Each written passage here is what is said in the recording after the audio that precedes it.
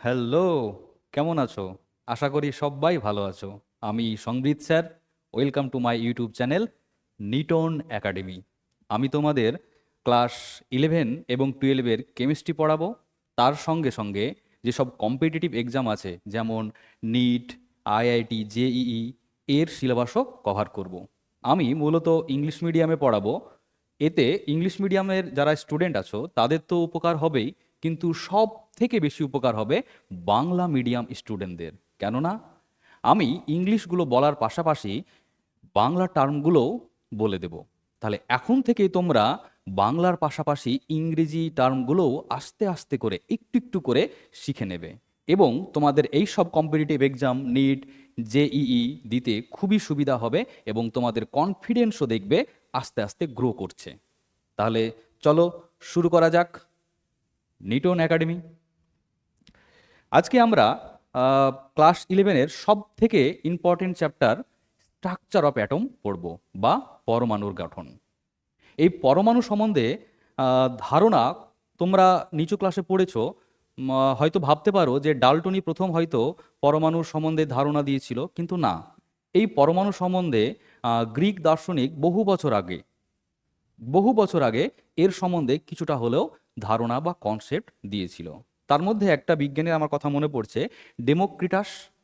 উনি বলেছিলেন যে ডেমোক্রিটাস বলেছিলেন যে একটা পদার্থকে যদি আমি, একটা ম্যাটারকে যদি আমি ছোট করতে চাই, তাহলে ছোট করতে করতে করতে আমি মিনিমাম কতটা ছোট করতে পারি।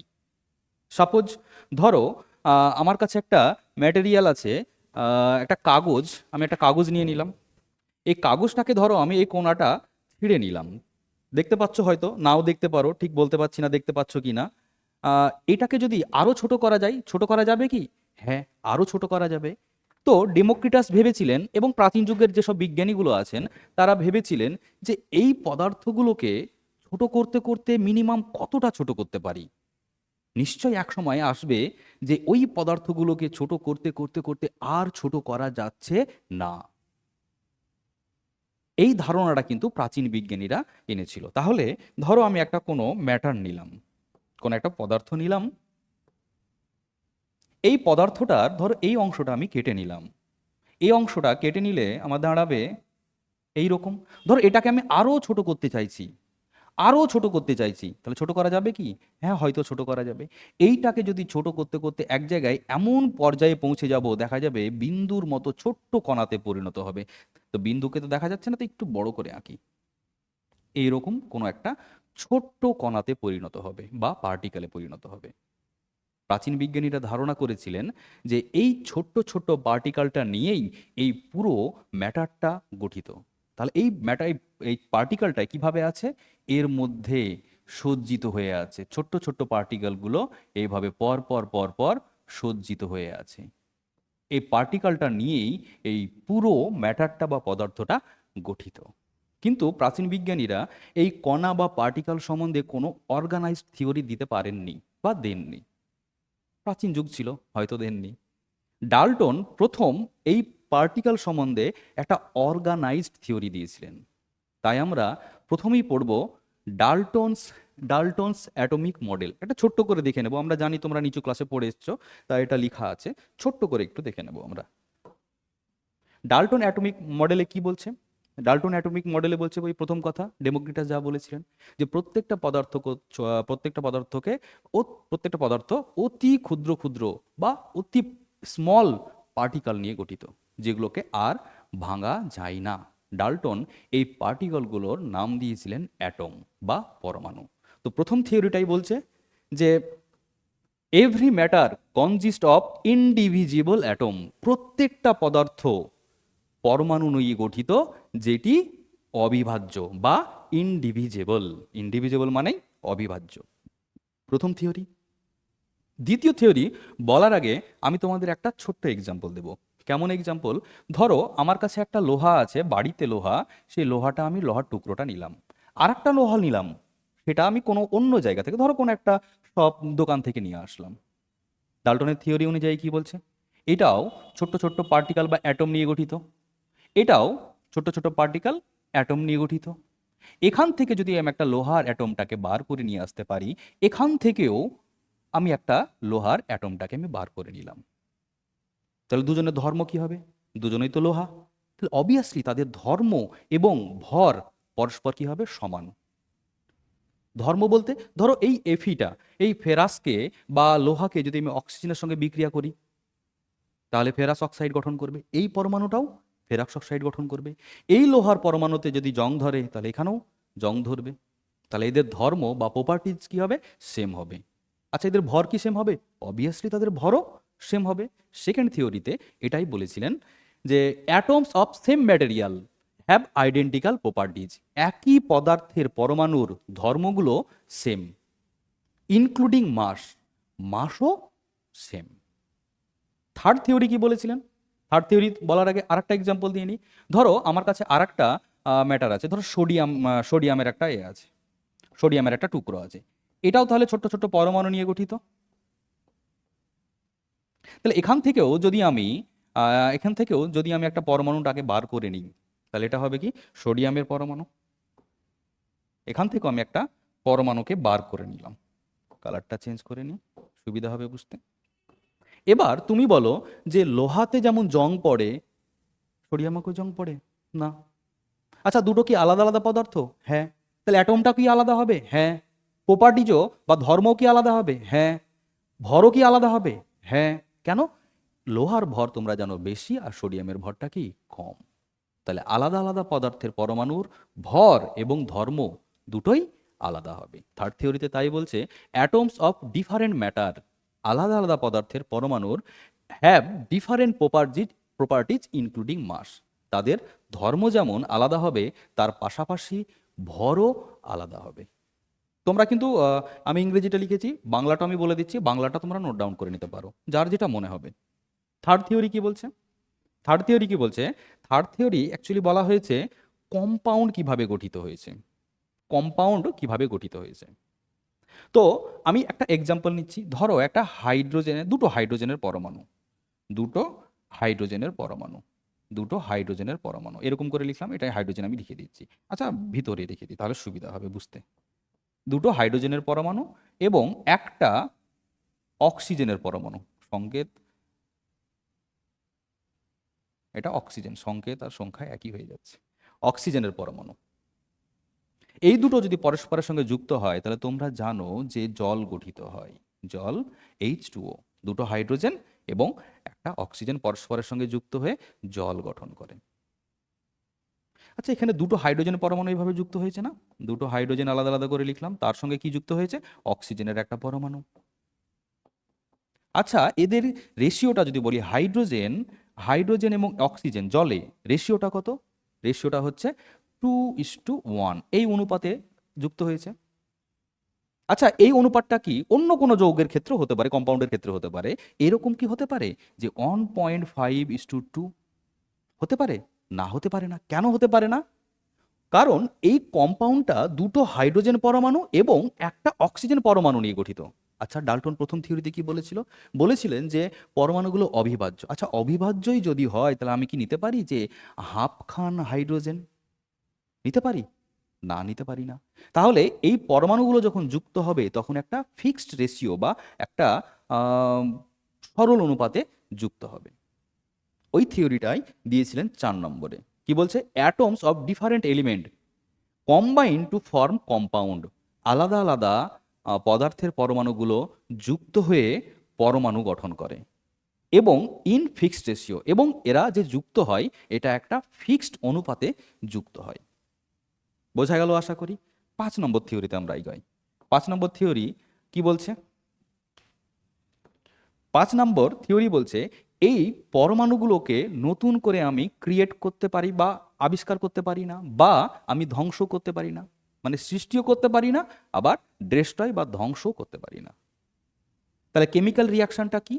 কেমিক্যাল রিয়াকশনটা হচ্ছে অ্যাটমের নতুনভাবে সজ্জা। ঠিক বোঝা গেল না, একটু খুলে বলুন। আচ্ছা, বলছি, ধরো আমি একটা অ্যাসিড এবং বেসের রিয়াকশন নিচ্ছি।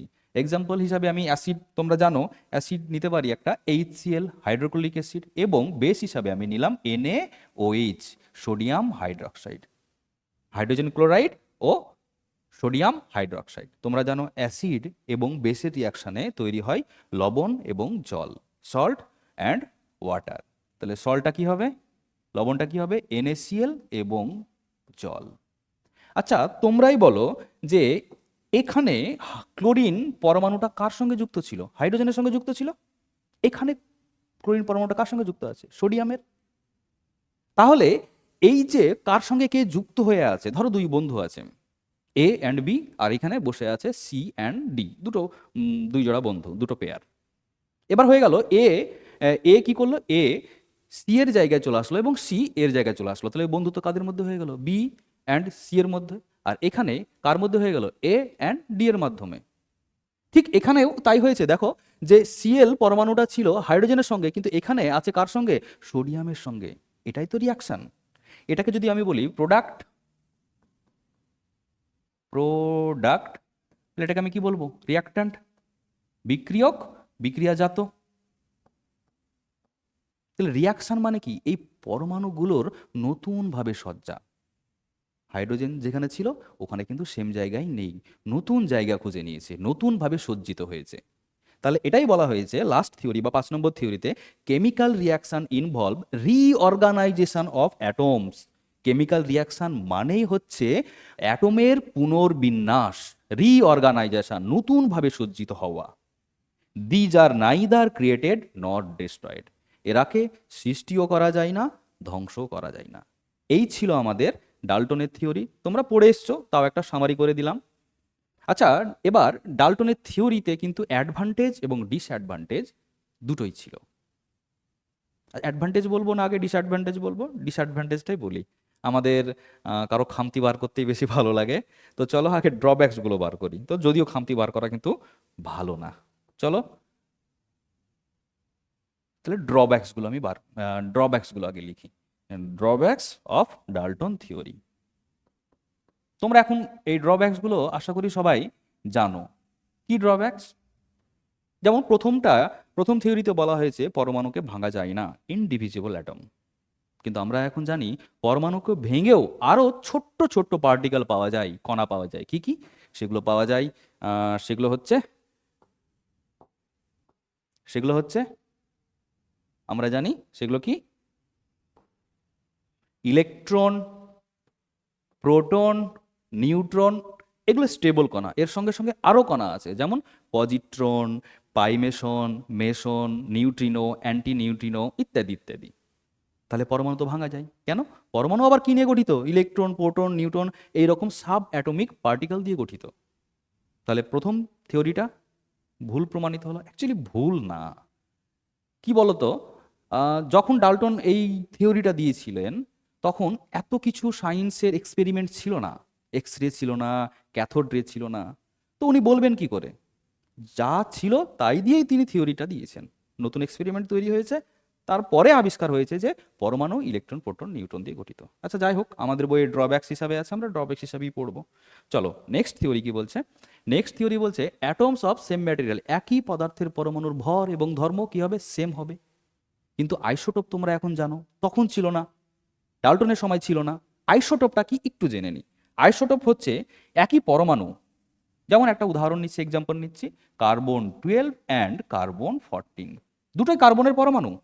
কিন্তু তুমি জানো যে এটা হাইড্রোজেনের তুলনায় কত গুণ ভারী, 12 গুণ ভারী। আর এটা হাইড্রোজেনের তুলনায় কত টাইমস বা কত গুণ ভারী, 14 টাইমস। তাহলে একই পরমাণু, দুটোই কার্বন, দুটোকে পরস্পর কি বলা হয়, আইসোটোপ বলা হয়। পরমাণু তো সেম, ভর কি সেম না, ভর সেম না। এর ভরটা 12 আর এর ভরটা কত, পারমাণবিক ভর 14। কিন্তু ডাল্টন বলেছিলেন একই পরমাণুর ভর কি হবে, সেম হবে। তাহলে সেকেন্ড থিওরিটা কি হলো, ভুল প্রমাণিত হলো।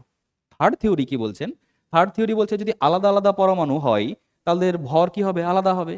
কিন্তু আইসোবার তৈরি হওয়ার পর কি, আইসোবার, আইসোবার, আইসোবারটা কি, কার্বনের একটা আইসোটোপ যেমন কার্বন 14, নাইট্রোজেনের একটা আইসোটোপ হচ্ছে নাইট্রোজেন 14।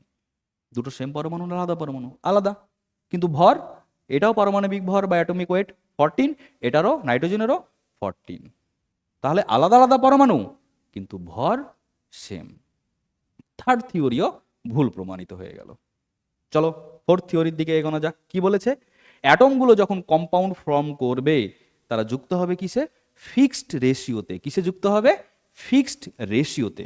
কিন্তু এখন কিছু কিছু কম্পাউন্ড পাওয়া গেছে, নন স্টোইচিওমেট্রিক কম্পাউন্ড। যেমন ধরো একটা এক্সাম্পল নিচ্ছি আমি, সেটা হচ্ছে এফি এফি 0.88 অক্সিজেন।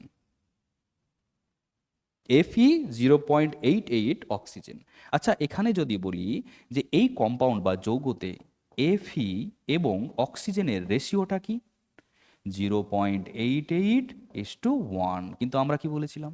ফিক্সড রেশিওতে যুক্ত হবে, সরল অনুপাতে যুক্ত হবে, সিম্পল প্রপোর্শনে যুক্ত হবে। মানে 1:2 হতে পারে, 2:3 হতে পারে, 3:2 হতে পারে, 1:3 হতে পারে। কিন্তু এইরকম পয়েন্টে যে রেশিওটা হবে এই কথাটা কিন্তু বলেননি। বা এর যে কম্পাউন্ড যে তৈরি হয়েছে তার এক্সপ্লেনেশনও ডাল্টন থিওরি অনুযায়ী করা যায়নি। ফিফথ থিওরিতে কি? ফিফথ থিওরিটা মোটামুটি ঠিকই আছে, যে ল অফ, এই ফিফথ থিওরিটা কি করছে? যে ভরের নিত্যতা সূত্র, law of conservation of mass, ভরের নিত্যতা সূত্রটাকে সাপোর্ট করে। কিভাবে সাপোর্ট করে? একটা এক্সাম্পল নিয়ে নিই। ধরো আমি এক্সাম্পলটা আমি কাটিয়ে দিয়েছি, আচ্ছা একটা লিখি। এটা কিন্তু ড্রব্যাকস না, হ্যাঁ, এটা অ্যাডভান্টেজ। তাহলে অ্যাডভান্টেজ লিখি। এটা এটা হচ্ছে অ্যাডভান্টেজ। অ্যাডভান্টেজটা কি ছিল?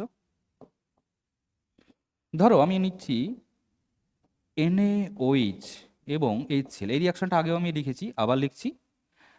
আমার তৈরি হবে NaCl এবং জল, H2O। আচ্ছা, এখানে সোডিয়াম পরমাণু, এটা রিয়াক্ট্যান্ট, এটা আমাদের রিয়াক্ট্যান্ট। এই রিয়াক্ট্যান্টে সোডিয়াম কটা আছে? একটা। এদিকে প্রোডাক্টেও আমার সোডিয়াম কটা আছে? একটা। অক্সিজেন কটা আছে? একটা। এখানেও প্রোডাক্টেও আমার অক্সিজেন আছে কটা? হাইড্রোজেন আছে কটা? দুটো। ওদিকে হাইড্রোজেন আছে কটা? দুটো। ক্লোরিন আছে রিয়াক্ট্যান্টে একটা, প্রোডাক্টও একটা। তাহলে আমি যদি বিক্রিয়ার আগে এদের ভরটা আমি মেপে নিই, সাপোজ ধরো M1 হলো, এবং বিক্রিয়া করার পর যেটা উৎপন্ন হলো তাদের ভরগুলো আমি আবার মেপে নিলাম, মেজার করলাম, দাঁড়ালো কত? M2। আচ্ছা বলো তো, এদিকে যা যা পরমাণু বা অ্যাটম আছে এদিকে তো সেম আছে, তাহলে এদিকের ভর যা হবে এখানেরও ভর কি হবে? সেম হবে। তাহলে আমি বলতে পারি যে M1 ইজিক্যাল টু কি হবে? M2। তাহলে এরা কি করছে? Law of conservation of mass, ভরের নিত্যতার সূত্র কিন্তু মেনে চলছে। তাহলে এই ছিল আমার ডাল্টনের তোমার থিওরি, ড্রব্যাকস, অ্যাডভান্টেজ। অ্যাডভান্টেজ শুধু এটাই ছিল তা না, ল অফ কেমিক্যাল কম্বিনেশনও কিন্তু আর একটা অ্যাডভান্টেজ ছিল, ওটা লিখে নিই। এটা হচ্ছে কেমিক্যাল কেমিক্যাল কম্বিনেশনও সঠিকভাবে এক্সপ্লেন করতে কিন্তু পারা গেছে।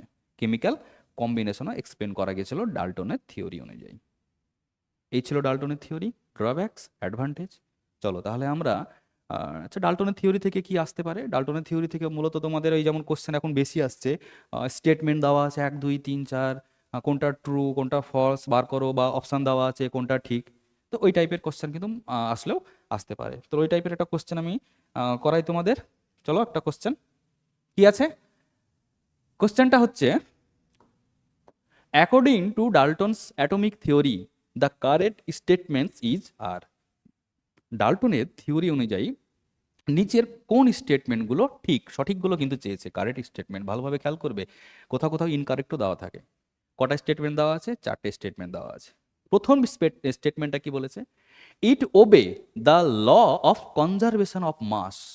ডাল্টনের থিওরি ভরের নিত্যতা সূত্র মেনে চলে। হ্যাঁ, এক্ষুনি বললাম আমি, অ্যাডভান্টেজে দেখো M1 ইজিক্যাল টু M2, মানে ভরের নিত্যতার সূত্র মেনে চলে।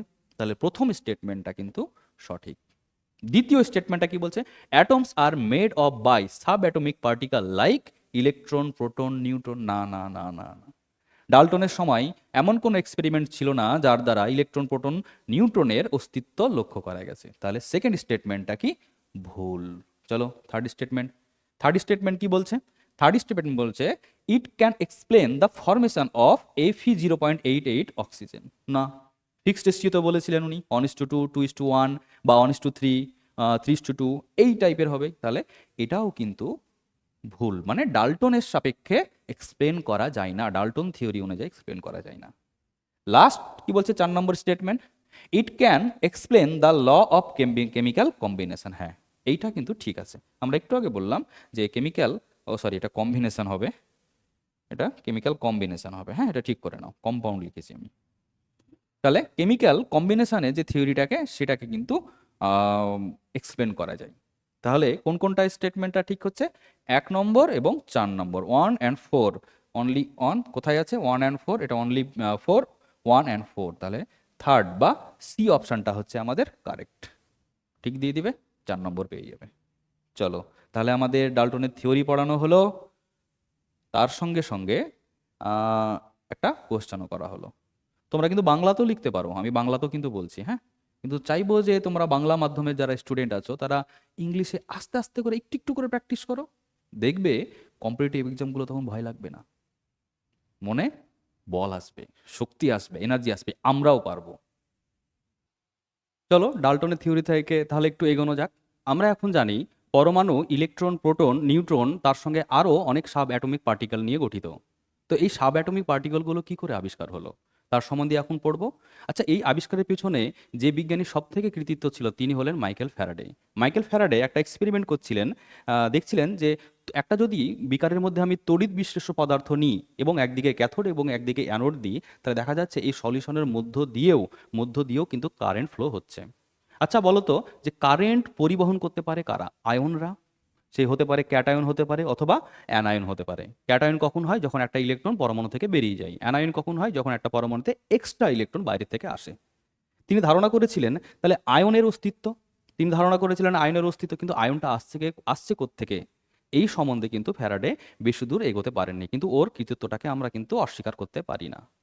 তাহলে এখন আমরা পড়বো যে ইলেকট্রন, প্রোটন, নিউট্রন কি করে আবিষ্কার হলো। তাহলে আমরা পড়বো এখন Discovery of sub atomic particle. কি কি আছে সাব অ্যাটমিক পার্টিকেল? আমরা জানি ইলেকট্রন, প্রোটন, নিউট্রন, এই 3 ধরনের আমরা কিন্তু পার্টিকেলটা এখন পড়বো। প্রথমে আমরা যে আবিষ্কারটা পড়বো সেটা হচ্ছে ইলেকট্রনের আবিষ্কার কিভাবে হলো। তো ইলেকট্রনের আবিষ্কারটা পেছনে উইলিয়াম ক্রুক্স এর হাত আছে। উইলিয়াম ক্রুক্স কি করছিলেন? একটা ক্যাথোড রে ডিসচার্জ টিউব নিয়েছিলেন। কি ক্যাথোড রে ডিসচার্জ টিউব? এটাই হচ্ছে ক্যাথোড রে ডিসচার্জ টিউব। এটা হচ্ছে ক্যাথোড রে ডিসচার্জ টিউব। একটা হচ্ছে গ্লাস দিয়ে একটা তৈরি টিউব, তার যে গ্লাসের ম্যাটেরিয়ালটা ছিল সেটা ছিল খুব শক্ত, খুবই হার্ড, এবং এই টিউবের এক পাশে ছিল ক্যাথোড আর অন্য পাশে ছিল অ্যানোড। ওটাকে একটা হাই ভোল্টেজ জেনারেটরের সাহায্যে যুক্ত করা ছিল। আর কি ছিল? এই টিউবের সঙ্গে কিন্তু একটা যুক্ত ছিল সাকশন পাম্প বা ভ্যাকুয়াম পাম্প, যার সাহায্যে এই টিউবের মাঝখানে যদি কোনো বাতাস থাকে বা এয়ার থাকে, সেটাকে যতটা সম্ভব, পুরোপুরি সম্ভব না বার করা, যতটা সম্ভব বের করে নেওয়া। তো তিনি কি করেছিলেন? এখানে যে হাই ভোল্টেজ জেনারেটর ব্যবহার করেছিলেন তার ভোল্টেজ ছিল অ্যাপ্রক্সিমেটলি নিয়ারলি অ্যাবাউট 10,000 ভোল্ট। আর এখানে তিনি কি করেছিলেন? এই ভ্যাকুয়াম পাম্পের সাহায্যে টিউবের মাঝখানে যে বাতাসগুলো ছিল সেগুলোকে বার করে নিয়েছিলেন। আমরা জানি কোনো জিনিসের মধ্যে যদি বাতাস যত দেবো, এয়ার যত দেবো, তার প্রেশারটা কি হবে? তত বেশি হবে। আর বাতাসটাকে যদি বার করে নিই তাহলে প্রেশারটা লো হবে। তিনি যতটা সম্ভব ততটা লো কিন্তু করেছিলেন। প্রায় কতটা লো ছিল? 0.01 মিলিমিটার অফ এইচজি। তাহলে খুবই প্রেশার কম, কারণ আমরা জানি বায়ুমণ্ডলের চাপটা কত? 760 মিলিমিটার। তার সাপেক্ষে দেখো এর মানটা কিন্তু খুবই কম। তখন উইলিয়াম ক্রুক্স কি করলেন?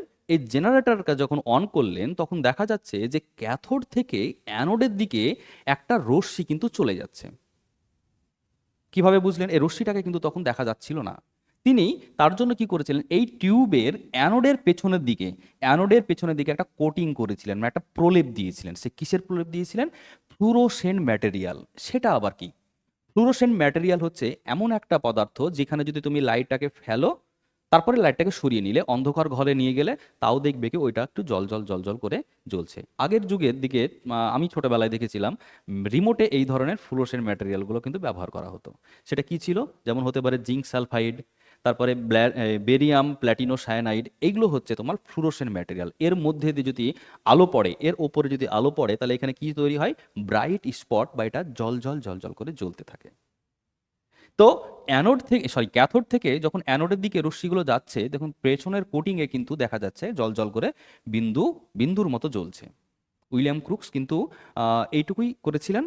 কিন্তু এর যে এই যে রশ্মি কোত্থেকে আসলো, কি করে তৈরি হলো, এর ধর্ম কি, এর সম্বন্ধে কোনো কিছু রিসার্চ বেশি কিছু করতে পারেননি। যিনি করেছিলেন তিনি হচ্ছেন J J Thomson.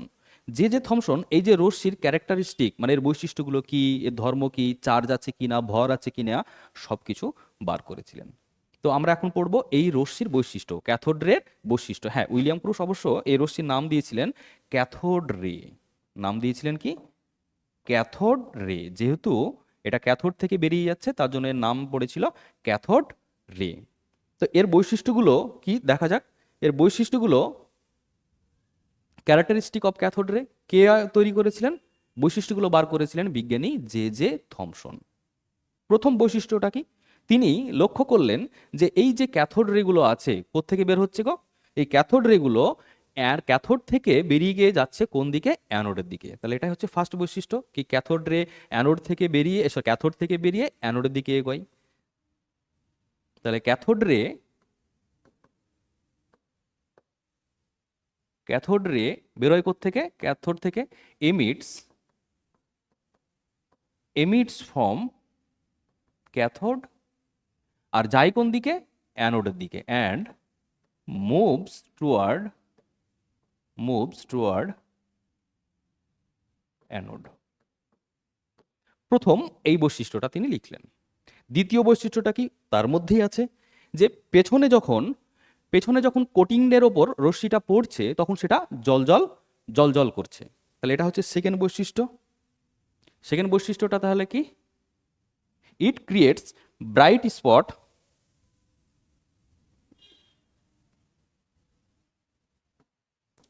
It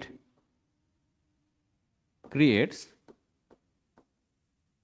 bright spot on zinc sulphide coating. Zinc সালফাইডের যে প্রলেপ ছিল তার উপর কি তৈরি করছে, ও একটা ব্রাইট স্পট তৈরি করছে। এই দুটো তো আগে থেকেই বোঝা যাচ্ছিল যে ক্যাথোড থেকে বেরোচ্ছে এবং অ্যানোডের দিকে যাচ্ছে।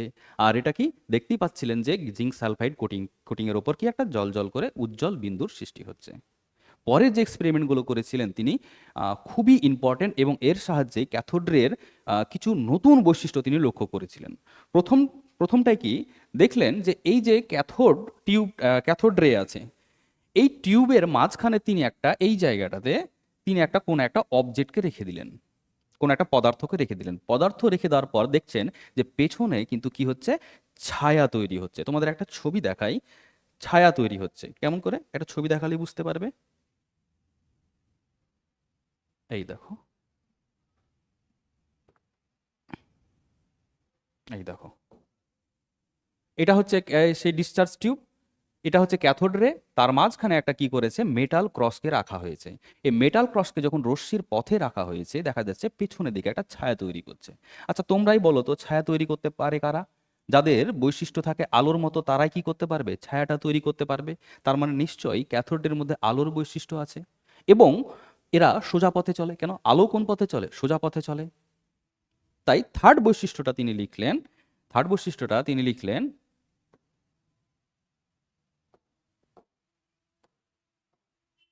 ইট ট্রাভেলস ইন স্ট্রেট লাইন। এটা কোন পথে চলে, সোজা পথে চলে। তার জন্যই তো এটা কি তৈরি করতে পারলো, শ্যাডো তৈরি করতে পারলো। আলোর মতো বৈশিষ্ট্য আছে বলেই শ্যাডোটা বা ছায়াটা তৈরি করতে পারছে। তার জন্য তিনি সিদ্ধান্তে উপনীত হলেন যে ক্যাথোড রে সোজা পথে চলে।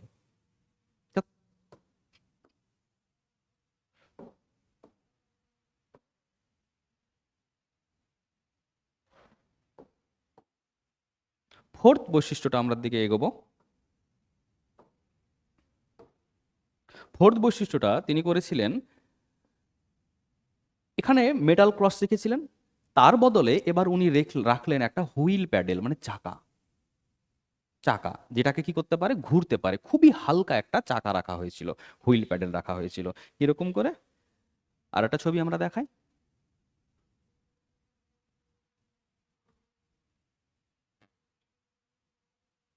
এই দেখো, এইভাবে একটা এই ক্যাথোড রের পথে দেখো একটা চাকা রাখা হয়েছে বা হুইল প্যাডেল রাখা হয়েছে। যখনই ক্যাথোড রেটা এই হুইল প্যাডেলকে হিট করছে, মারছে, তখন দেখা যাচ্ছে যে এই যে হুইল প্যাডেলটা কিন্তু ঘুরতে থাকছে, রোটেট করছে। আচ্ছা, তোমাদের একটু একটু আমি এক্সাম্পল দেব। ধরো একটা বল আছে। এই বলটাকে যখন আমি একটা অন্য একটা ছোট্ট একটা বল দিয়ে মারবো, এভাবে হিট করব, বলো তো এটা মুভমেন্ট হবে কিনা? হ্যাঁ, হবে অবশ্যই। এদিকেও মুভমেন্ট হতে পারে, সোজাও মুভমেন্ট হতে পারে, এদিকেও মুভমেন্ট হতে পারে। মানে এই যদি একে কিছু শক্তি দিয়ে মারে, তাহলে এর কিন্তু মুভমেন্ট হবে। আচ্ছা, এবার যদি এই বলটাকেই, কোনো একটা বলকে যদি আমি কোনো একটা আলো দিয়ে মারি, ধরো সূর্যের আলো পড়ছে এর ওপরে, তাহলে এর কি মুভমেন্ট হবে? না, তখন কিন্তু মুভমেন্ট হবে না। কেন? আমরা জানি আলোর বেগ আছে, আলোর বেগ আছে কিন্তু ভর নেই। এই অবজেক্টটার কিন্তু কি ছিল? ভর এবং বেগ উভয়ই ছিল, দুটোই ছিল বলে কিন্তু এটাকে কি করতে পারলো? এর যে এনার্জি কিছুটা ট্রান্সফার করলো কাকে? একে ট্রান্সফার করে দিল। আচ্ছা, এমন একটা অবজেক্ট যদি নিই, ধরো একটা বল আছে আর একটা বল পাশে এভাবে টাচ করে আছে, কিন্তু কোনো গতিবেগ নেই, এই বলটা হচ্ছে স্থির, ভি ইজিক্যাল টু কত? 0। তাহলে এটা কি নড়াতে পারবে? না। কেন? এখানে ভর আছে কিন্তু বেগ নেই। তাহলে যার ভর এবং বেগ উভয়ই আছে, তারাই কিন্তু অন্য কোনো অবজেক্টকে কি করতে পারবে? মুভ করতে পারবে, নড়াতে পারবে, ঘোরাতে পারবে।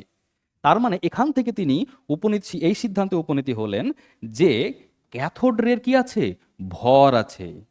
ভর আছে বলেই তো কি আছে? এটাকে নড়াতে পারছে। কারণ আমরা জানি যে E equal to half M V square. শক্তি মানে কি? ভর এবং বেগের স্কোয়ারের গুণফলের সঙ্গে সমান। তাহলে ক্যাথোড রে নিশ্চয় কি আছে? বেগ তো আছে, আমরা দেখতেই পাচ্ছিলাম এই ক্যাথোড থেকে অ্যানোডের দিকে যাচ্ছে। এখান থেকে তিনি সিদ্ধান্তে উপনীত হলেন যে ক্যাথোড রের কি আছে? ভরও আছে। তার জন্য তার শক্তি আছে, আর শক্তি হওয়ার জন্য কি হচ্ছে? তিনি এই যে হুইল প্যাডেলটাকে কি করতে পারছেন? রোটেট করতে পারছেন, ঘোরাতে পারছেন। তাহলে আমি এইটা কি, যে ক্যাথোড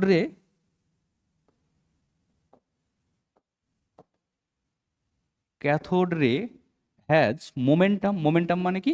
ভর এবং বেগের গুণফল। আর মোমেন্টাম যার থাকবে তার শক্তিও থাকবে।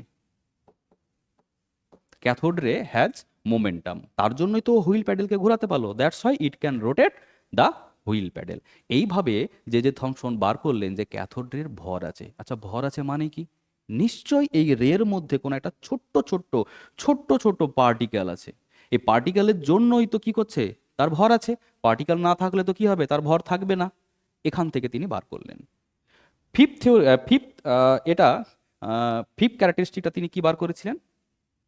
ফিফথ যে বৈশিষ্ট্য, 5 নম্বর যে বৈশিষ্ট্যটা তিনি বার করেছিলেন। আচ্ছা, এই যে এখানে কি রাখা হয়েছে?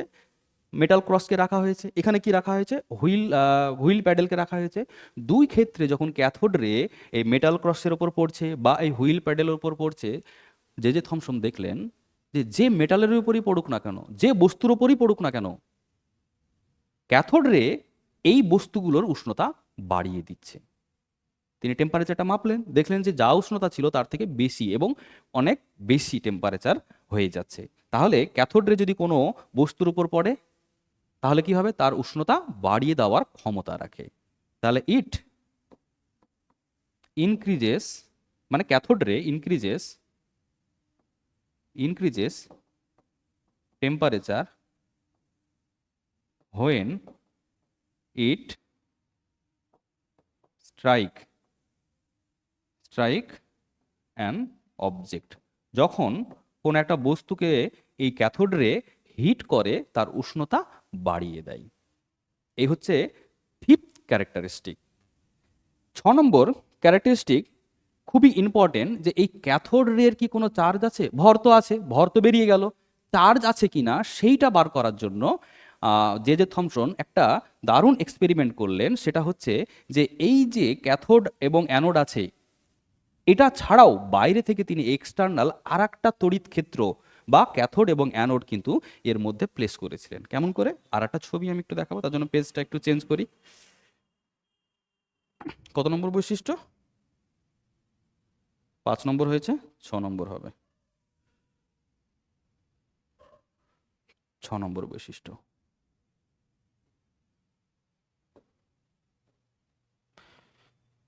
6 নম্বর বৈশিষ্ট্যের জন্য আমি আর একটা তোমাদের পিকচার দেখাবো। চার্জ, এই দেখো, এই দেখো, দেখো এইটা হচ্ছে ক্যাথোড, এটা হচ্ছে অ্যানোড, তাহলে এটা অলরেডি একটা ইলেকট্রোড। দেখো এখানে কিন্তু আর একটা ইলেকট্রোড রাখা হয়েছে, এখানে পজিটিভ প্রান্তটা রাখা হয়েছে আর এটা নেগেটিভ প্রান্তটা রাখা হয়েছে। যখনই তিনি এটা রাখলেন, তড়িৎ ক্ষেত্র বাইরে থেকে রাখলেন, দেখলেন যে এই ক্যাথোডটা কিন্তু পজিটিভ প্রান্তের দিকে কিন্তু চলে আসছে। দেখো পজিটিভ প্রান্তের দিকে চলে আসছে। আমরা জানি পজিটিভ প্রান্তের দিকে তারাই আসে যাদের চার্জটা কি থাকবে, নেগেটিভ চার্জ থাকে। কেন? পজিটিভ এবং নেগেটিভ পরস্পর পরস্পরকে আকর্ষণ করে। এখান থেকে তিনি সিদ্ধান্তে উপনীত হলেন যে ক্যাথোডের ভরের পাশাপাশি চার্জও আছে, কিন্তু সেই চার্জটা কি, সেই চার্জটা হচ্ছে নেগেটিভ চার্জ। তার জন্যই এই ক্যাথোড রেটা পজিটিভ প্রান্তের দিকে কিন্তু এগিয়ে চলে আসছে। তাহলে ক্যাথোড রে কার দিকে চলে আসছে? পজিটিভ প্রান্তের দিকে। তাহলে cathode ray ডিফ্লেক্স toward, cathode ray ডিফ্লেক্টস, ডিফ্লেক্স মানে কি, তার দিকে বেঁকে যায়। Cathode ray deflects towards positively charge, positively charged charge, deflects towards positively charge. এখান থেকে তিনি সিদ্ধান্ত উপনীত হলেন যে cathode ray has, cathode ray কি, নেগেটিভলি চার্জ। যেহেতু পজিটিভ চার্জের দিকে এই ক্যাথোড রেটা বেঁকে যাচ্ছে, দ্যাটস ওয়াই,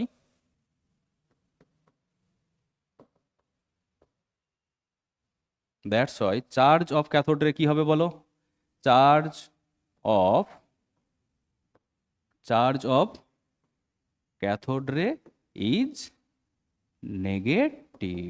খুব ইম্পর্টেন্ট, এই এক্সপেরিমেন্টের সাহায্যে তিনি বার করেছিলেন যে ক্যাথোড রে চার্জটা কি হবে, নেগেটিভ। তাহলে যে থমসন কিন্তু বার করলো যে ক্যাথোড রের কি আছে, ভরও আছে এবং এবং তার সঙ্গে চার্জও আছে। এই কণাগুলোরই নাম দেওয়া হলো, এই কণাগুলোর নাম দেওয়া হলো ইলেকট্রন। তাহলে ক্যাথোড রে তখন নাম পড়ে গেল কি, ইলেকট্রন। ক্যাথোড রে আর বললো না, তখন বললো ক্যাথোড রে যেহেতু একটা পার্টিকেল, এই পার্টিকেলের নাম দিতে হবে, এই পার্টিকেলকে বললো ইলেকট্রন।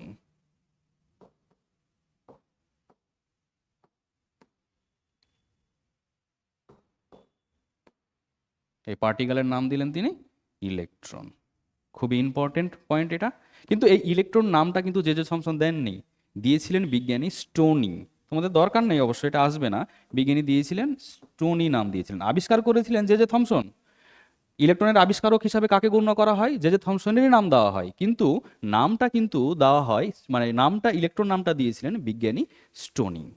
আচ্ছা যাই হোক, এটা আমাদের অত দরকার নেই, এটা আমাদের দরকার নেই। তাহলে ক্যাথোড রে আমি বুঝতে পারছি যে ক্যাথোড রের কি আছে, ভরও আছে আবার চার্জও আছে। তারপর তিনি যেটা করলেন যে এটা করলেন যে এই যে ক্যাথোডটা আছে, এই ক্যাথোড এবং অ্যানোড, তিনি এক কাজ করলেন, ক্যাথোডটাকে চেঞ্জ করে দেখলেন। চেঞ্জ করে দেখছেন কি, সেম রে বেরোচ্ছে, একই রশ্মি বেরোচ্ছে, নেগেটিভ, নেগেটিভলি চার্জ এবং পজিটিভ প্রান্তে চলে এসছে, হুইপ ব্লাডকে ঘোরাতে পারছে, শ্যাডো তৈরি করছে।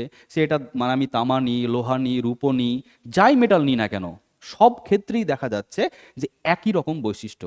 শুধু যে ক্যাথোডটাকে চেঞ্জ করেছিল তা না, এই যে ভেতরে গ্যাসটা ছিল হালকা, বললাম না যে খুব লো প্রেশার ছিল, তাহলে লো গ্যাস ছিল, খুবই কম গ্যাস ছিল, ওই গ্যাসটাকেও চেঞ্জ করে দেখা গেছে যে সব ক্ষেত্রে বৈশিষ্ট্যটা কিন্তু সেম, সব ক্ষেত্রে বৈশিষ্ট্যটা সেম। তাহলে সব ক্ষেত্রে যদি বৈশিষ্ট্যটা সেম আর যার ভরও আছে চার্জও আছে, তাহলে কোত্থেকে আসছে?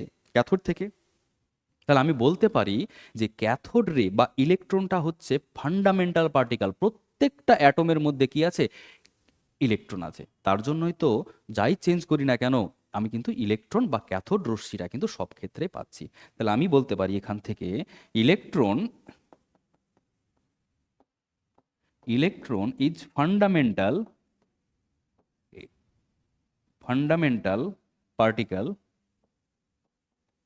Particle of all atom. সমস্ত পরমাণুর, সমস্ত পরমাণুর একটা ফান্ডামেন্টাল কণাটা কি হচ্ছে? এই ইলেকট্রন। এইভাবে তিনি এই ইলেকট্রন পরমাণুর মধ্যেই যে আছে এটা তিনি আবিষ্কার করেছিলেন। তাহলে এইভাবেই আবিষ্কার হলো ইলেকট্রনের। আর একটা বৈশিষ্ট্য আছে, সেটা করলেও করা যায়, আচ্ছা করেই নিই। তাহলে 7 নম্বর ক্যারেক্টার। আর একটা জিনিস যে থমসন লক্ষ্য করেছিলেন, এই যে ক্যাথোড এবং অ্যানোড এর মাঝখানে হালকা হলেও কিছু গ্যাস ছিল, তো এই গ্যাস ধরো হাইড্রোজেন গ্যাস নিয়েছিলেন। আমরা জানি একটা প্রোটন থাকে, একটা ইলেকট্রন থাকে, এরকম করে তিনি গ্যাস নিয়েছিলেন। ইলেকট্রনগুলো আমি এঁকে নিচ্ছি, এটা নিউক্লিয়াস, এগুলো ইলেকট্রন। যখন এই ক্যাথোড রেটা এই হাইড্রোজেনের গ্যাস বা যে কোনো গ্যাসগুলোকে যখন স্ট্রাইক বা হিট করছিল, এই ইলেকট্রনগুলো কিন্তু বের হয়ে যাচ্ছিল। তাহলে কি, ক্যাথোড রে এই গ্যাসকে কি করতে পারে, আয়নিত করে দিতে পারে।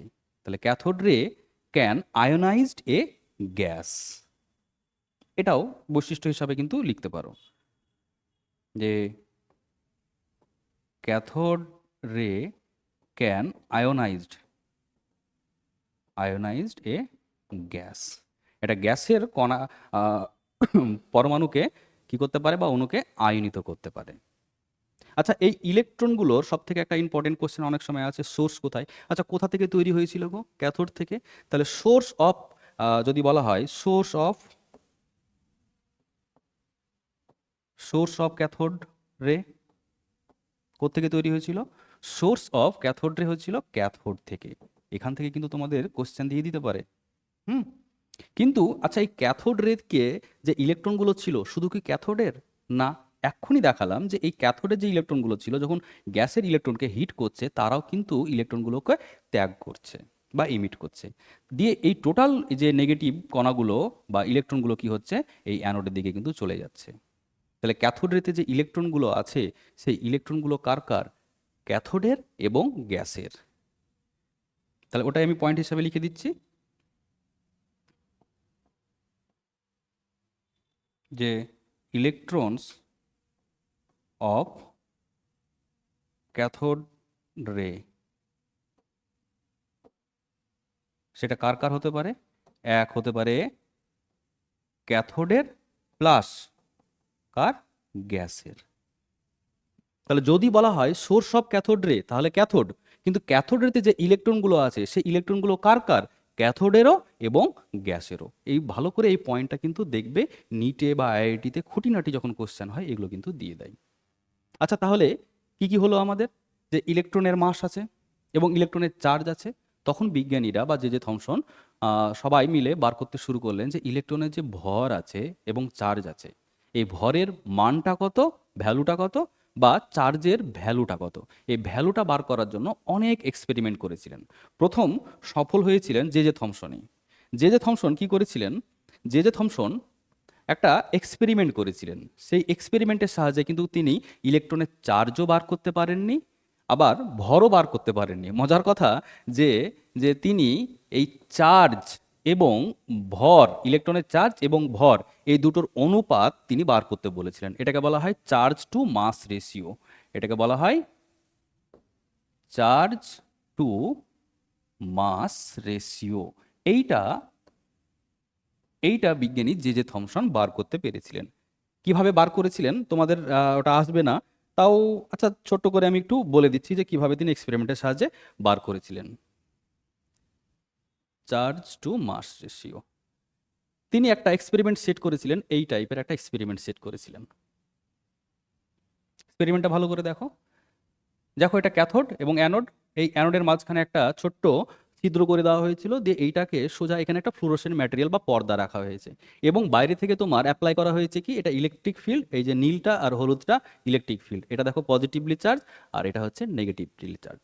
তার সঙ্গে একই সঙ্গে একটা ম্যাগনেট বা চুম্বককেও প্রয়োগ করা হয়েছিল। তাহলে এই যে এক্সপেরিমেন্টটা করেছিলেন তিনি তড়িৎ ক্ষেত্র এবং চুম্বক ক্ষেত্র উভয় একসঙ্গে অ্যাপ্লাই করে। যখন তিনি দেখলেন যে তড়িৎ ক্ষেত্র করলেন, তখন দেখো তড়িৎ ক্ষেত্র যখন অ্যাপ্লাই করলেন, আমরা জানি যে ক্যাথোডের কি চার্জ? Negatively charge. তাহলে পজিটিভ প্রান্তের দিকে চলে যাবে। দেখো পজিটিভ প্রান্ত কোন দিকে আছে? এই দিকে আছে। তখন ক্যাথোড এটা কোন দিকে বেঁকে গেল? এই দিকে বেঁকে গেল। আর যখন ম্যাগনেটিক ফিল্ড, ক্যাথোড ইলেকট্রিক ফিল্ডটাকে অফ করে দিলেন, ইলেকট্রিক ফিল্ডটাকে অফ করে দিয়ে ম্যাগনেটিক ফিল্ডটাকে তিনি অ্যাপ্লাই করলেন, শুধুমাত্র ম্যাগনেটিক ফিল্ডটা, তখন দেখা যাচ্ছে কোন দিকে করলো? ওপরের দিকে। এবং তিনি এমনভাবে এই তড়িৎ ক্ষেত্র এবং চুম্বক ক্ষেত্রটাকে অ্যাপ্লাই করেছিলেন যে এখান থেকে যতটা ডিস্ট্যান্স নিচে নামছে, ঠিক ততটা ডিস্ট্যান্স কিন্তু ওপরে উঠছে। তাহলে নিচের দিকে ফোর্স এবং ওপরের দিকে ফোর্সটা কি হচ্ছে? সমান।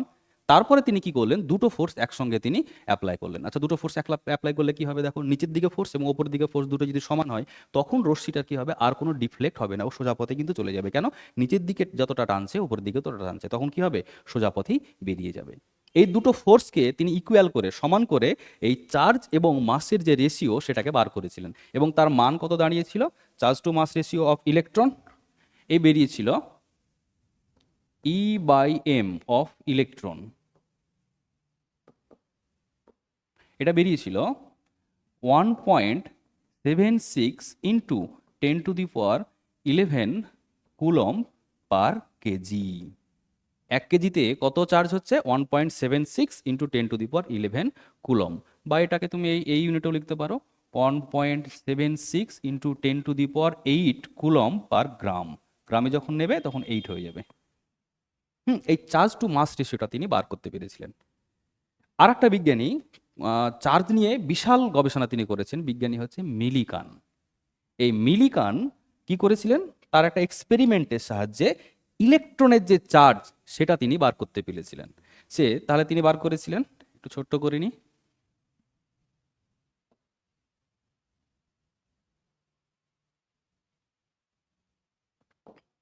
মিলিকান কি বার করেছিলেন, বিজ্ঞানী মিলিকান তার একটা এক্সপেরিমেন্ট করেছিলেন। এক্সপেরিমেন্টার নাম কি, এক্সপেরিমেন্টার নাম হচ্ছে ওয়েল ড্রপ এক্সপেরিমেন্ট। তোমাদের এনসিআরটি বইয়ে দেখবে এই এক্সপেরিমেন্টের একটা পিকচার দেওয়া আছে, যদিও আমাদের দরকার নেই। আচ্ছা, একটু ছোট্ট করে আমি আবার দেখাচ্ছি। ওয়েল ড্রপ, ওয়েল ড্রপ এক্সপেরিমেন্টটা তিনি কি করেছিলেন, ওয়েল ড্রপ এক্সপেরিমেন্টে এরকম একটা এক্সপেরিমেন্ট তিনি সেট আপ করেছিলেন। এখানে যে বিন্দুগুলো, লাল লাল বিন্দুগুলো হয়তো দেখতে পাচ্ছ কিনা আমি বুঝতে পারছি না, এই যে লাল লাল বিন্দুগুলো তিনি নিয়েছিলেন, সেগুলো হচ্ছে তেলের বিন্দু, তার জন্য এটা ওয়েল ড্রপ এক্সপেরিমেন্ট বলছে। আর এখানে কোনো একটা সলিউশন আছে। তারপর তিনি কি করেছেন, এটা একটা ছিদ্র করে দিয়ে এই তেলের বিন্দুগুলোকে তিনি নিচের দিকে পড়তে দিয়েছিলেন, দিয়ে এর টার্মিনাল ভেলোসিটি গণনা করেছিলেন। টার্মিনাল ভেলোসিটি কি, আচ্ছা আমাদের এখন নেই, পরের দিকে আছে, তখন পরে করব, এখন জানার দরকার নাই, আমি শুধু এক্সপেরিমেন্টটা বলছি যে কি কি করেছিলেন। তারপরে কি করেছিলেন, কি এর মধ্যে দিয়ে তিনি একটা রে বা রশ্মি পাঠিয়েছিলেন। রশ্মি পাঠিয়ে এই যে তেলের বিন্দুগুলোকে তিনি আয়োনাইজড করেছিলেন। তখন সেকেন্ড ক্ষেত্রে তখন এই যে গতিবেগটা কত হচ্ছে সেটাও মেপেছিলেন। এই দুটো গতিবেগের টার্মিনাল ভেলোসিটির তুলনা করে কিন্তু বিজ্ঞানী মিলিকান ইলেকট্রনের যে চার্জ সেটা বার করতে পেরেছিলেন। এটা আমাদের দরকার নেই। তিনি চার্জটা কত বার করেছিলেন, তাহলে charge of electron Millikan oil drop এক্সপেরিমেন্টের মাধ্যমে বার করেছিল। তাহলে এটার সাহায্যে charge of electron equal to, আমরা জানি কত, 1.602 ইন্টু 10⁻⁻19 কুলম। দেখো কি বেরিয়ে গেল, এখানে ইলেকট্রনের চার্জ বেরিয়ে গেল, আর এখানে চার্জ টু মাস রেশিও বেরিয়ে গেল। তোমরাই বলো এবার, তোমরাই বলো, এখানে চার্জ বেরিয়ে গেছে আর এখানে চার্জ টু মাস রেশিও বেরিয়ে গেছে। আচ্ছা, এটারও যদি আবার অনুপাতটা বার করি, ভর পাবো কি না, ভর বার করার জন্য আলাদা এক্সপেরিমেন্ট করতে হয়নি, এই দুটো ডাটার সাহায্যেই কিন্তু ইলেকট্রনের ভর বেরিয়ে গেছিল। দেখো আমরা যদি এটা করি এবার, দেখো চার্জকে ভাগ করে দিলাম আমরা E/m, charge to mass ratio দিয়ে। ইলেকট্রনের চার্জ কত, ইলেকট্রনের চার্জ হচ্ছে 1.602 ইন্টু 10⁻⁻19 কুলম। আচ্ছা, চার্জ টু মাস রেশিও যেটা জে থমসন বার করেছিলেন, তার মান কত, তার মানটা তোমরা গ্রামেও লিখতে পারো, কেজিতে করতে পারো, যেটা বেরোবে বার করতে চাইবে, 1.76 ইন্টু 10⁻11 কুলম কেজি ইনভার্স। এইটাকে দেখো E/m, এটাকে যদি আমি ইন্টু, যেহেতু এটা নিচে আছে, আবার ঘুরিয়ে লিখলে কি হবে, M/E, কেটে যাবে, পড়ে থাকবে কি m। এভাবে তিনি বার করেছিলেন m ইজিক্যাল টু, এটা যদি ভ্যালু বার করো ক্যালকুলেটারে পুট করো, তাহলে বেরোবে 9.11 ইন্টু 10⁻31 কেজি। তাহলে একটা ইলেকট্রনেরও ভর এই দুটোর অনুপাত দিয়ে কিন্তু বার করা গিয়েছিল। আচ্ছা, গ্রামে কত হবে, 9.11 ইন্টু 10⁻28 গ্রাম। এই ডাটাগুলো কিন্তু অনেক সময় পরীক্ষাতে দিয়ে দেয়, তোমরা কিন্তু একটু ভালোভাবে ডাটাগুলো মেমোরাইজড করে নিও। এইভাবে ইলেকট্রনের যাবতীয় যা বৈশিষ্ট্য আছে সব দেখো কিন্তু বেরিয়ে গেল। তাহলে ইলেকট্রনের বৈশিষ্ট্য শেষ হলো। এবার কিন্তু বিজ্ঞানীদের মাথা আবার খুলে গেল। কি করে? এই ইলেকট্রনটা কোত্থেকে আছে? পরমাণুর মধ্যেই আছে। পরমাণুর মধ্যেই আছে, তাহলে ইলেকট্রনের চার্জ কি? নেগেটিভ। কিন্তু টোটাল পরমাণুটা কি, অ্যাটমটা কি? নিউট্রাল, কোনো চার্জ নেই। তাহলে নিশ্চয়ই পরমাণুর মধ্যে যদি ইলেকট্রন বা নেগেটিভ চার্জ পার্টিকেল থাকে, তাহলে অবশ্যই কি আছে? পজিটিভ চার্জ পার্টিকেলও কিন্তু আছে। তারপরে বিজ্ঞানীরা শুরু করলো পজিটিভলি চার্জ পার্টিকেল খুঁজতে, যে পজিটিভ চার্জ যে পার্টিকেল কি আছে সেটা খুঁজতে বার করলো। আমরা এখন জানি যে পজিটিভলি চার্জ পার্টিকেলটা কি? প্রোটন। কিন্তু এই প্রোটনটাই কি করে আবিষ্কার হয়েছিল সেইটা এবার আমরা শুরু করব। ঠিক আছে? তাহলে এবার আমরা শুরু করছি কি? Discovery of proton. তাহলে চলো এবার আমরা ডিসকভারি অফ প্রোটন, প্রোটন কি করে আবিষ্কার হলো সেটার দিকে আগাই। আচ্ছা, এখানে কিন্তু একটা জিনিস খেয়াল করবে, চার্জ অফ ইলেকট্রন, এই ভ্যালু, এই যে মানটা, এই মানটা কিন্তু আমি শুধু ভ্যালুটা নিয়েছি। যদি অ্যাকচুয়াল বলো তাহলে কিন্তু এখানে নেগেটিভ হবে, হ্যাঁ। আর যদি ভ্যালু বলে তাহলে কিন্তু নেগেটিভ থাকবে না। দেখো এখানে চার্জ টু যে মাস রিসিভ হয়েছিল, চার্জের মান কি হবে? নেগেটিভ হওয়ার কথা, কিন্তু এখানে নেগেটিভটা নেয়নি, কিন্তু ভ্যালুটা নেওয়া হয়েছে। ঠিক আছে? তো যদি ভ্যালু বলে তাহলে নেগেটিভটা থাকবে না, আর যদি অ্যাকচুয়াল বলে তাহলে কিন্তু নেগেটিভটা থাকবে। এই কোশ্চেনে এটা কিন্তু ভালোভাবে খেয়াল করে নিও, এবং এই জিনিসটাও খেয়াল করে নাও যে এখানে ভ্যালুটা নেওয়া হয়েছে এইখানে চার্জ টু মাস রেশিওতে। তাহলে চলো আমরা পরের এক্সপেরিমেন্টের দিকে আগাই, যে প্রোটন কি করে আবিষ্কার হলো। প্রোটন, ডিসকভারি অফ প্রোটন কে করেছিল? বিজ্ঞানী গোল্ডস্টেন। গোল্ডস্টেন যখন এক্সপেরিমেন্টটা করে, তাহলে আগের যে এক্সপেরিমেন্ট ছিল সেম রেখেছিল, সবাই করছে, কিন্তু গোল্ডস্টেন সফল হয়েছিল কেন জানো? ও কিছু কিছু চেঞ্জ করেছিল। চেঞ্জটা হচ্ছে, এক নম্বর চেঞ্জ হচ্ছে যে প্রেশারটা আগের ক্ষেত্রে কি খুবই লো রাখা হয়েছিল, খুবই লো রাখা হয়েছিল। এখানে কিন্তু প্রেশারটা অতটাও লো রাখা হয়নি। এখানে প্রেশারটা ছিল প্রায়, প্রেশার ছিল 0.01। এখানে প্রেশারটা আমার রাখা হয়েছিল 0.1, 0.1 মিলিমিটার অফ এইচজি। আচ্ছা, আর একটা পরিবর্তন তিনি করেছিলেন, চেঞ্জ করেছিলেন, যে এই যে ক্যাথোডটা আছে, আগে ক্যাথোডটা সলিড ছিল, এখন এমন একটা ক্যাথোড নিলেন যে ক্যাথোডের মাঝখানে কি করলেন তিনি? ছোট ছোট ছোট ছোট ছিদ্র করে দিলেন। এরকম করে ছোট ছোট ছিদ্র করে দিলেন। এগুলো কিন্তু ছিদ্র। দেখো এখানে দেখতে পাবে, এই যে কালো কালো স্পটগুলো দেখতে পাচ্ছ, অ্যাকচুয়ালি এগুলো হচ্ছে ছিদ্র। এই দুটো তিনি পরিবর্তন করেছিলেন। আর এই এটাকে, ক্যাথোডটাকে বলা হয়, এরকম ছিদ্রযুক্ত ক্যাথোডকে বলা হয় পারফোরেটেড ক্যাথোড। তাহলে এটা ফার্স্ট পরিবর্তন। সেকেন্ড পরিবর্তন কি করেছিলেন? তিনি নিয়েছিলেন পারফোরেটেড ক্যাথোড। এই পারফোরেটেড নেওয়ার ফলেই তিনি কিন্তু সফল হয়ে গিয়েছিলেন প্রোটন আবিষ্কার করতে। কেমন করে? তিনি, এর মধ্যে তো গ্যাস আছে, এর মধ্যে গ্যাস আছে, তাহলে ধরো এর মধ্যে গ্যাস আছে, তাহলে আমরা জানি যে ক্যাথোড থেকে যখন ক্যাথোড রে বেরোবে, রশ্মি বেরোবে, ইলেকট্রনগুলোকে কি করবে? হিট করবে, বেরিয়ে যাবে। দিয়ে যদি এখানে হাইড্রোজেন থাকে তাহলে কি কণা তৈরি করবে জানো? H plus. তাহলে এইচ প্লাস এরকম প্রচুর কিন্তু আয়ন তৈরি হয়ে গেল। তখন তিনি দেখলেন যে এর মধ্যে যদি ছোট ছোট হোল করে দেওয়া যায়, ছোট ছোট যদি ছিদ্র করে দেওয়া যায়, তাহলে ছোট ছিদ্র হচ্ছে না, অনেক বড় হয়ে যাচ্ছে। আচ্ছা যাই হোক, তখন এই পেছনে, এই ক্যাথোডের পেছনে তিনি কি করলেন? আবার একটা কোটিং রাখলেন। কার কোটিং গো? ওই ফ্লোরোসেন্ট ম্যাটেরিয়াল, যেমন কি ছিল? Zinc sulphide. জিঙ্ক সালফাইডের কোটিং নিল। তখন যেহেতু এটা নেগেটিভলি চার্জ ছিল, তখন দেখা যাচ্ছে এইগুলো, এই যে আয়নগুলো, গ্যাসিয়াস আয়নগুলো, তখন এই দিকে গিয়ে এইটা কিন্তু হিট করছে, আর এই রশ্মিগুলোকে কিন্তু দেখা যাচ্ছিল। এইভাবে তিনি ক্যাথোড রে কিন্তু দেখতে পেয়েছিলেন। সরি, ক্যাথোড রে না, এটাকে ক্যানাল রে বলে। ভুল বললাম, এটাকে ক্যানাল রে। কেন? যেহেতু ছোট ছোট ছিদ্রর মধ্যে দিয়ে যাচ্ছে, তাহলে তার জন্য এটাকে নাম দিলেন তিনি ক্যানাল রে। এটার নাম হলো, এই রশ্মিটার নাম পড়লো কি? ক্যানাল রে। গোল্ডস্টেন তখন এই ক্যানাল রের যা বৈশিষ্ট্য বা ক্যারেক্টারিস্টিক আছে সেগুলো তৈরি করার চেষ্টা করতে শুরু করলেন, এবং দেখলেন যে আগের মতোই যে শ্যাডো তৈরি করতে পারছে। তাহলে সেম বৈশিষ্ট্যগুলো কিন্তু আবার পরপর পয়েন্ট করবে এবং লিখে নেবে যে এটা শ্যাডো তৈরি করতে পারে, হুইল প্যাডেলকে রোটেট করতে পারে, তারপরে কোনো বস্তু রাখলে সেটাকে হিট আপ করতে পারে। আচ্ছা, আর একটা জিনিস কিন্তু তিনি দেখেছিলেন, একটা জিনিস আলাদা হয়েছিল কি?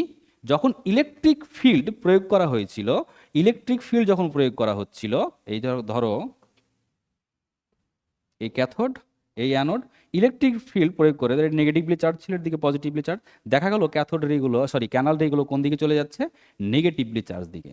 তাহলে এর সাহায্যে প্রমাণিত হলো যে ক্যানাল রে কি চার্জ, চার্জটা হচ্ছে পজিটিভলি চার্জ, তার জন্যই কি হচ্ছে, ও নেগেটিভলি চার্জের দিকে কিন্তু এগিয়ে যাচ্ছে। তোমরা ওই সেই একই বৈশিষ্ট্যটা হবে, শুধু লাস্টের বৈশিষ্ট্যটা আলাদা হবে। ঠিক আছে, সব পয়েন্ট করে তোমরা লিখে নেবে। ঠিক আছে। আচ্ছা, এবার তোমাদের আমি একটা ছোট্ট জিনিস বলবো যে এখানে এই ছোট্ট ছোট্ট ছিদ্র করে গোল্ডস্টেন সফল কেন হয়েছিল। তোমরা এখন জানো যে একটা ইলেকট্রনের ভর কিন্তু খুবই নগণ্য, আর তার তুলনায় প্রোটন অনেক গুণ ভারী, প্রায় 1837 গুণ ভারী। কার তুলনায়? ইলেকট্রনের তুলনায় প্রোটন ভারী এত প্রায় 2000 গুণ, 1837। তাহলে এত ভারী কোনো একটা পদার্থ যদি কোনো একটা মেটালের মধ্যে দিয়ে যায়, আমরা জানি সহজে যেতে পারবে না। আর যদি খুবই ছোট ছোট পার্টিকেল হয়, সহজে কিন্তু চলে যেতে পারবে। তাই ইলেকট্রনের যখন ক্যাথোড রে ছিল, তখন কিন্তু মেটালের ভেতর দিয়ে কিন্তু চলে যেতে পারছিল, কিন্তু ক্যানাল রে বা প্রোটনের ক্ষেত্রে কিন্তু এটা হচ্ছিল না। তাই গোল্ডস্টেন যখন এখানে ছিদ্র করেছিলেন, তখন কিন্তু তিনি সফল হয়েছিলেন। ঠিক আছে, এর জন্য কিন্তু গোল্ডস্টেনকে ক্রেডিট বেশি দেওয়া হয়। অনেক বিজ্ঞানীর হাত ছিল, কিন্তু গোল্ডস্টেনের সব থেকে বেশি ক্রেডিট দেওয়া হয়। তাহলে আগের মতো এরও ক্যারেক্টারিস্টিক বার করলো, তাহলে চার্জটা কত বার হবে? গোল্ডস্টেন বললো যে একটা যেহেতু পরমাণুটা নিউট্রাল, তাহলে যতটা ইলেকট্রন থাকবে ততটাই কি থাকবে, প্রোটনও থাকবে। এবং তিনি চার্জও বার করে দেখলেন আগের এক্সপেরিমেন্টের মতোই, যে চার্জ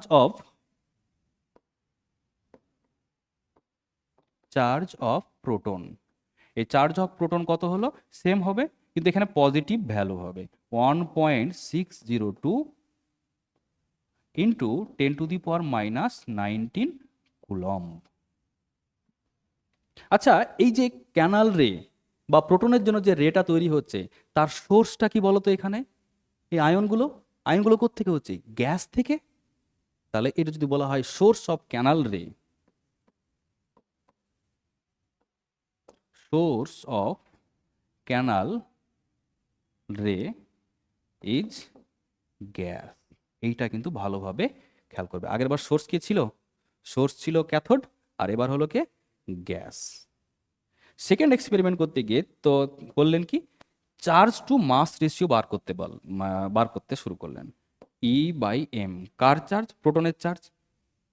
আর ভর কার? প্রোটনের ভর। এবার তোমরা জানো ইলেকট্রনের তুলনায় প্রোটন কি অনেক গুণ ভারী, তাহলে এর মানটা কি হয়ে গেল, অনেক কমে গেল। আচ্ছা, এখানে আমি যদি হাইড্রোজেন গ্যাস নিই, তাহলে চার্জ টু মাস রেশিওর মান কিছু একটা বেরোবে। আচ্ছা, হাইড্রোজেনের পরিবর্তে ধরো অন্য হিলিয়াম গ্যাস আমি নিলাম, তাহলে চার্জ তো সেম, কিন্তু ভর কি সেম না। হাইড্রোজেনের তুলনায় হিলিয়াম আরো ভারী। তাহলে ভারী যেহেতু নিচে আছে, তাহলে এর মানটা কি হয়ে গেল, আরো কম হয়ে গেল। তাহলে এখানে E/m এর মানটা কিন্তু ফিক্সড না। তাহলে E/m is not fixed for all gas. প্রত্যেকটা গ্যাসের জন্য কিন্তু E/m এর মান ফিক্সড হলো না। যত চার্জ যেহেতু সবার সেম, ভর যত কম হবে তার মানটা কিন্তু তত বেশি হবে। আচ্ছা বলো তো, কোন পরমাণুটা সব থেকে হালকা? হাইড্রোজেন। তার জন্য E/m এর মানটা হাইড্রোজেনের ক্ষেত্রে সব থেকে বেশি, পরীক্ষাতে কিন্তু আসতেও পারে। তাহলে E/m is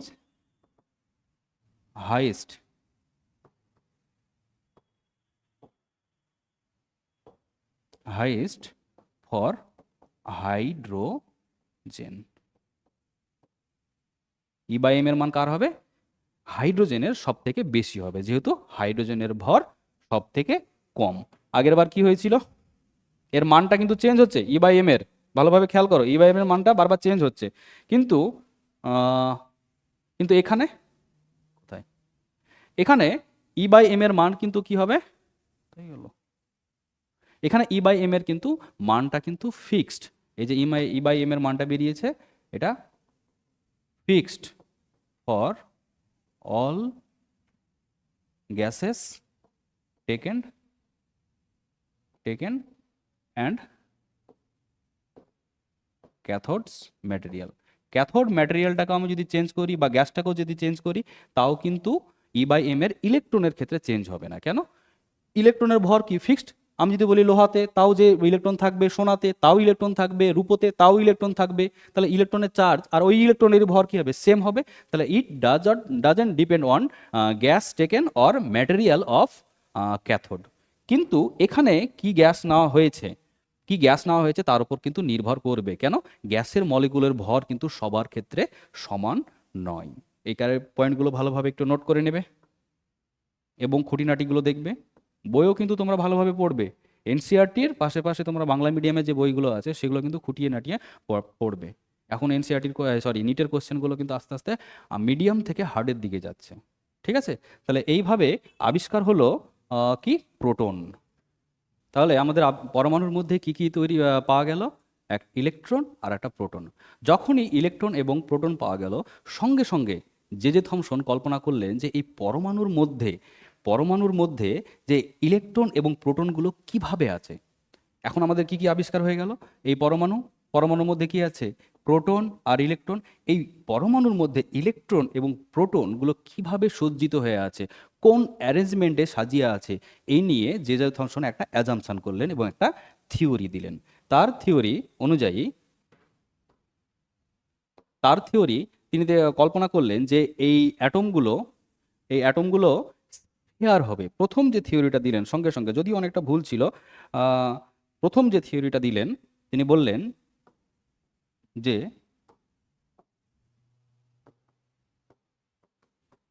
atom is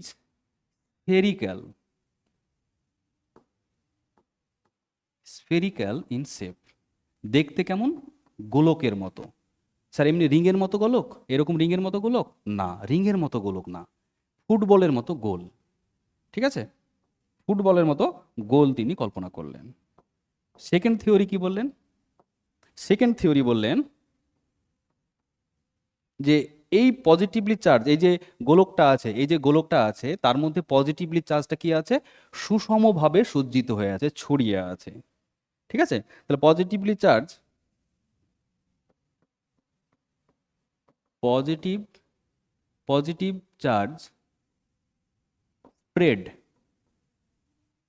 spread over the atom evenly. এই কথাটার মানেটা কি? ইভেনলি এই কথাটার মানেটা হচ্ছে, ধরো এরকম একটা গোলক আছে, তুমি এটাকে যদি 4 টুকরো করে নাও, তাহলে এখানে যতটা পজিটিভ চার্জ বেরোবে এখানেও কিন্তু ততটাই পজিটিভ চার্জ বেরোবে। এটাকে তুমি যদি 8 ভাগও করে নাও, তাহলে এক একটা টুকরো থেকে যা চার্জ বেরোবে সব টুকরো থেকে কিন্তু সেম চার্জ বেরোবে। ঠিক আছে?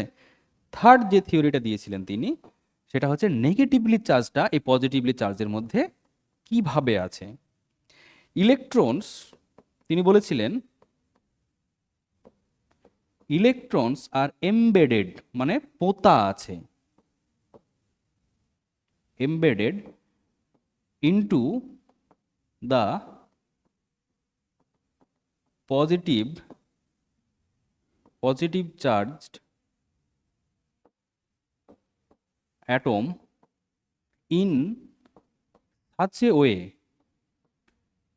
এই যে পজিটিভলি চার্জের পুরো স্ফিয়ারটা আছে, ইলেকট্রনগুলো ওর মধ্যে এমনভাবে পোতা আছে যাতে ইলেকট্রন এবং প্রোটনের মধ্যে আকর্ষণ বলটা হয় কি, ম্যাক্সিমাম। ইলেকট্রনটা ম্যাক্সিমাম হয়। Electrons are embedded into the positive charge atom in such a way that attraction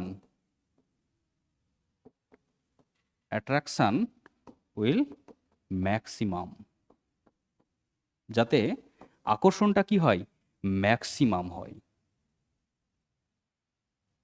আর একটা বলেছিলেন,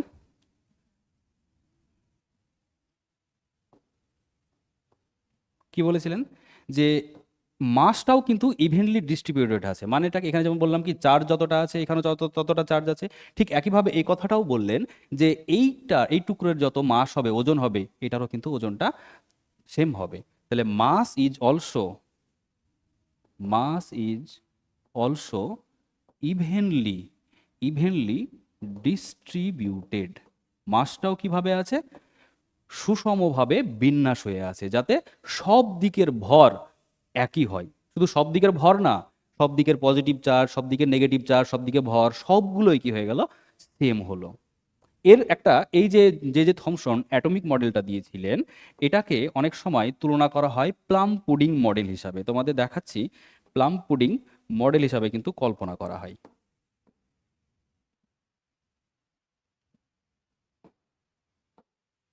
তোমরা তরমুজ দেখেছো তো?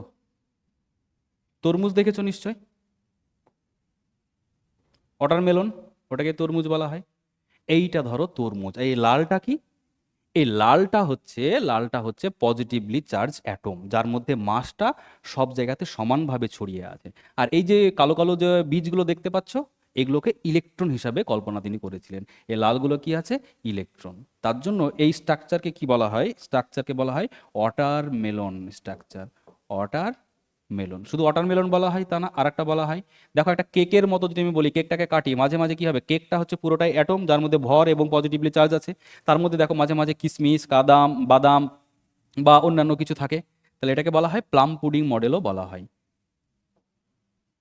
প্লাম,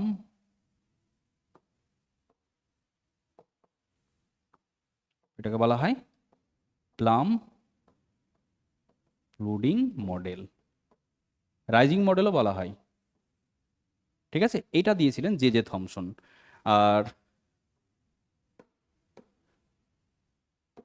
জে জে থমসন যেটা কল্পনা করেছিলেন সেটা হচ্ছে এই রকম।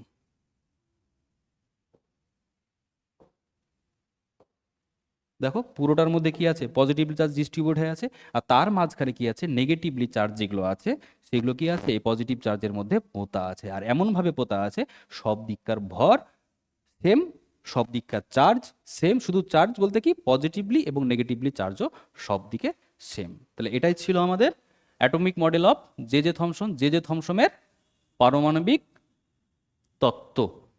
তাহলে আমাদের হলো কি? J J Thomson atomic model. আচ্ছা, এবার নিউট্রন কি করে আবিষ্কার হলো? দেখো, একটা জিনিস কিন্তু আসতে পারে স্টেটমেন্টে, জে জে থমসন যে মডেলটা দিয়েছিলেন সেটাতে কিন্তু নিউট্রনের অস্তিত্ব ছিল না। ছিলটা কি? প্রোটন এবং ইলেকট্রনের। ভালোভাবে দেখবে যে এই যে মডেলটা আছে, এই মডেলটা কিন্তু অনলি ফর কি? Proton and electron. এই মডেলের কিন্তু তিনি কোনো তিনি কোনো নিউটনের কথা উল্লেখ করেননি। তাহলে পরীক্ষাতে যদি আসে যে জে জে থমসনের মডেলে নিউটনের কথা উল্লেখ আছে, তোমরা কিন্তু ভালোভাবে খেয়াল করবে যে নিউটনের কিন্তু উল্লেখ নেই, পয়েন্ট হিসাবে কিন্তু দিয়ে দিতে পারে। ঠিক আছে, তাহলে নিউটন কবে আবিষ্কার হলো? নিউটন আবিষ্কারের হওয়ার আগে কিন্তু জে জে থমসন তার মডেলটা কিন্তু দিয়ে দিয়েছিল। তাহলে নিউটন আবিষ্কার হয়েছিল তারপরে, রাদারফোর্ডও তারপরে এক্সপেরিমেন্ট করেছিল। আমরা জানি রাদারফোর্ডের অ্যাটমিক মডেল কিভাবে তৈরি করা হয়েছে, সোনার পাত নিয়ে এক্সপেরিমেন্ট করেছিলেন, তখনও কিন্তু নিউটন আবিষ্কার হয়নি, তার আগেই ওনার মডেলটা উনি দিয়ে দিয়েছিলেন। তো রাদারফোর্ডের পরমাণু মডেলের পরে পড়ানো উচিত, তারপরে যেহেতু নিউটন আবিষ্কার হয়েছে তাহলে ওটা পরে পড়ানো উচিত। এবার যেহেতু ওটা একটা বড় এক্সপেরিমেন্ট, তার জন্য আমরা কি করব, এবার নিউটনের কিভাবে আবিষ্কার হয়েছিল সেটা আমরা দেখব। আচ্ছা তুমি বলো, আমার যদি টোটাল ওজন করি, নিউটনের আবিষ্কারটা দেখো কোনো এক্সপেরিমেন্ট কিন্তু করতে হয়নি। নিউটনের আবিষ্কার করতে হয়নি এই কারণে, ধরো আমার টোটাল ওজনটা আমি করে নিলাম, আমার ওয়েটটা হলো ধরো 70 কেজি, 70 কেজির আশপাশে। এবার যদি আমার পার্টসগুলোকে আলাদা আলাদা করে ওজন করা হয়, হাতের আলাদা ওজন, পায়ের আলাদা ওজন দিয়ে ধরো হৃৎপিণ্ডটা আমার ছুটে গেল, তো আমি তো বাঁচবই না। তাহলে আমার টোটাল ওজনের সঙ্গে আলাদা আলাদা পার্ট করে যদি আমি ওজন করি, সেম হওয়ার কথা। কিন্তু যেহেতু ওখানে হৃৎপিণ্ডটা ধরা হয়নি, সেম হবে না আলাদা হবে বলো? আলাদা হবে, এবং কি হবে? কম হবে। যখন পরমাণুর ভর বার করা হলো আর তার সঙ্গে একটা পরমাণুর ইলেকট্রন এবং প্রোটনের ভরটা যোগ করা হলো, দেখা যাচ্ছে তার তুলনায় অর্ধেক হচ্ছে। অ্যাটমের যা ওজন বেরোচ্ছে তার তুলনায় অর্ধেক ভর বেরোচ্ছে ইলেকট্রন এবং প্রোটনের মিলে। তাহলে নিশ্চয় এই পরমাণুর মধ্যে কি আছে? পরমাণুর মধ্যে আর একটা কণা আছে যার ভরটা যদি যোগ করা হয় তবে অ্যাটমের ওজনের সঙ্গে কি হবে? সেম হবে। এই ক্যালকুলেশন থেকেই তখন আবিষ্কার হয়েছিল যে আর একটা কণা থাকতে পারে। পরে দেখা গেল সেই কণাটা কি? নিউট্রন কণা। ঠিক আছে।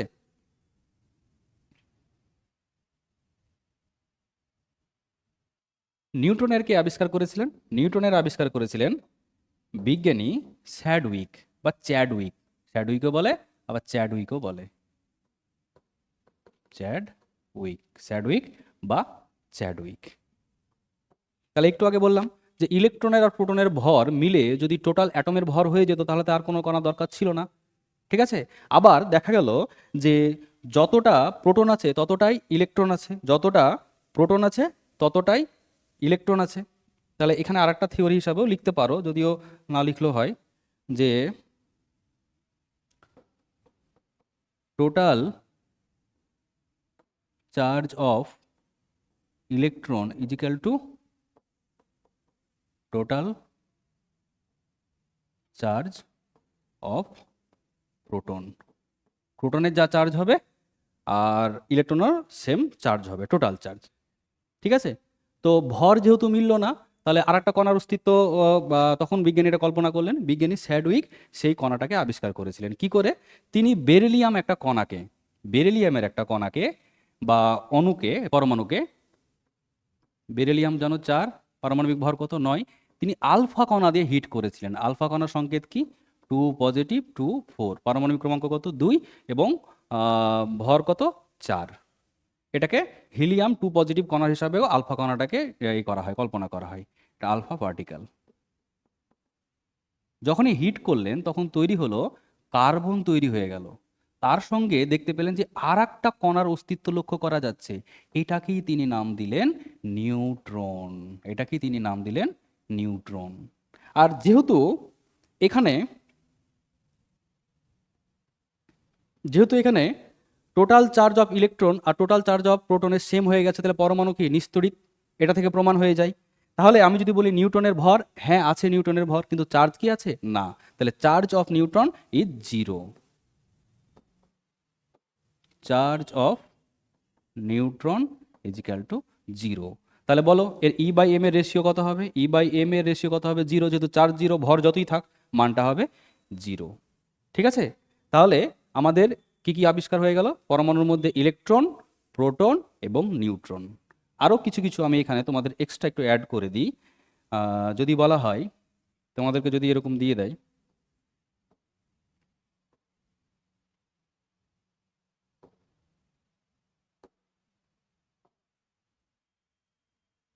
যে order of E M, charge to mass ratio, কার সব থেকে বেশি হবে? আমরা জানি ইলেকট্রনের সব থেকে বেশি হবে, তারপর কার হবে? প্রোটনের। আর নিউট্রনের কত? 0। ঠিক আছে? আর একটা জিনিস আমি করব, যে পেনিট্রেটিং অর্ডার। পেনিট্রেটিং অর্ডার, আচ্ছা পেনিট্রেটিং অর্ডারটা কি? পেনিট্রেটিং অর্ডার মানে ধরো একটা লোহা আছে, লোহার মধ্যে দিয়ে কে কত ভেতরে ভেদ করে পার হয়ে যেতে পারছে।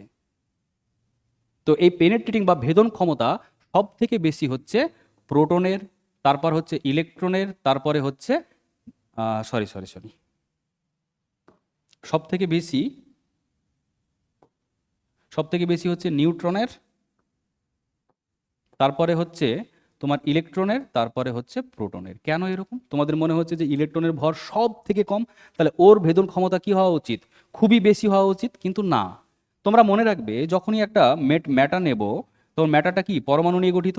তাহলে এই পরমাণুর মধ্যে কি আছে? ইলেকট্রন আছে, প্রোটন আছে, মানে পজিটিভলি চার্জ আছে, আবার নেগেটিভ চার্জও আছে।